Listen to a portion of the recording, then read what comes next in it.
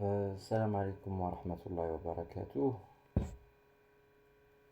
أولا وقبل كل شيء باش نخرج من هذا الكونتكست اللي كاين اكتيالمون ديال الاحتجاجات pour donner quelque chose de valeur ajoutée à nos vidéos. Je vais vous sortir aujourd'hui du contexte d'actualité pour faire le point sur une illusion qui se circule au niveau des réseaux professionnels LinkedIn à propos de la matière que personne le nomme la comptabilité analytique. Il lui donne la nomination de matière tout entière. Pour corriger ceci, la comptabilité analytique, ce n'est pas une matière, c'est seulement un chapitre parmi d'autres chapitres d'une matière qui est connue chez les professionnels comme le contrôle de gestion. Les illusions étaient nées par le fait que certains ouvrages, plus précisément les ouvrages commerciaux, ils ont donné de l'importance à cette matière puisqu'il est utilisé dans les sociétés industrielles. Je vais vous expliquer tout brièvement ce qu'est la comptabilité analytique, où vous faites la différence, et pour vous donner éclaircir sur ce sujet-là.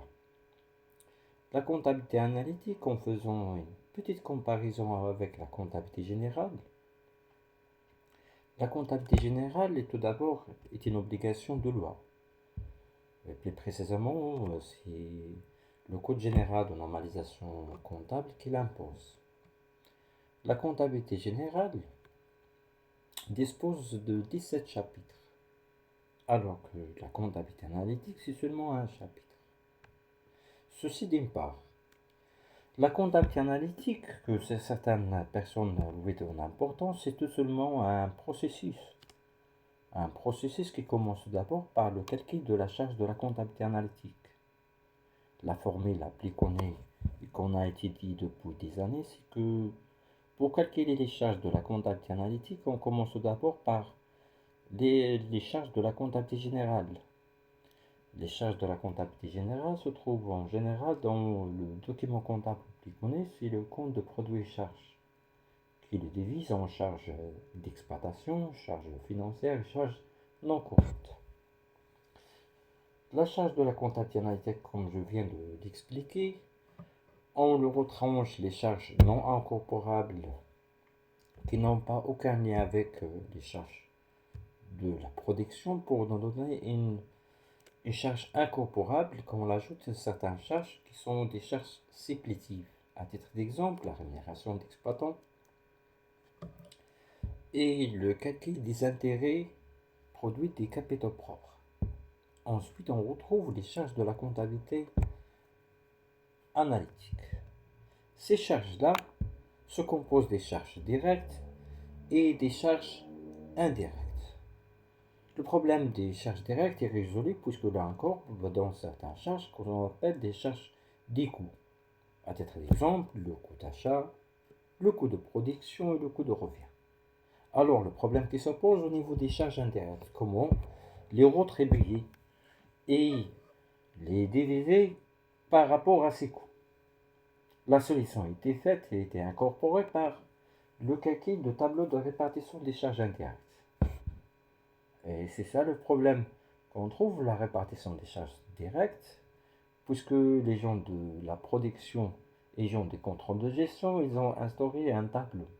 Ce tableau, qu'on le retrouve dans lequel on trouve les clés de répartition des charges indirectes, alors ce tableau de répartition des charges indirectes, on retrouve les clés de répartition. Ces clés de répartition, dans la répartition primaire, ainsi que la répartition réciproque ou en ligne pour donner, la répartition secondaire et calculer l'unité de mesure d'œuvre, ainsi que suite pour donner des coûts d'unité d'œuvre. Là, qu'on va incorporer dans les coûts. Et donc, ceci étant dit, après le calcul du coût d'achat, on passe, si l'inventaire n'existe pas, on passe au coût de production, et après le coût de production, on passe au coût de revient et le calcul de résultats analytiques. Ceci dit que c'est le cadre général. Mais certaines sociétés disposent des stocks. Ainsi, la formule se développe. Après le calcul du coût d'achat, on passe à l'inventaire. Après l'inventaire, on passe au coût de production. Et coût de production, l'inventaire, coût de revient, ainsi que le calcul de résultat analytique.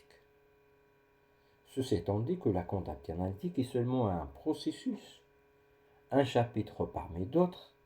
Il ne faut pas donner à certaines choses une importance et le rendre comme une matière.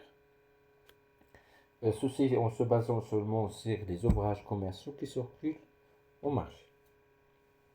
Il faut ajuster ce sont étant dit pour vous dire seulement une chose, de faire attention à ces erreurs qui se prolifèrent au niveau des réseaux sociaux, comme celle qu'on entend souvent de comment établir un business plan. Alors qu'on va feuilleter ou circuler ou naviguer ou surfer au niveau des réseaux sociaux, on trouve seulement le problème que c'est prolifère aussi au niveau d'établissement de business plan.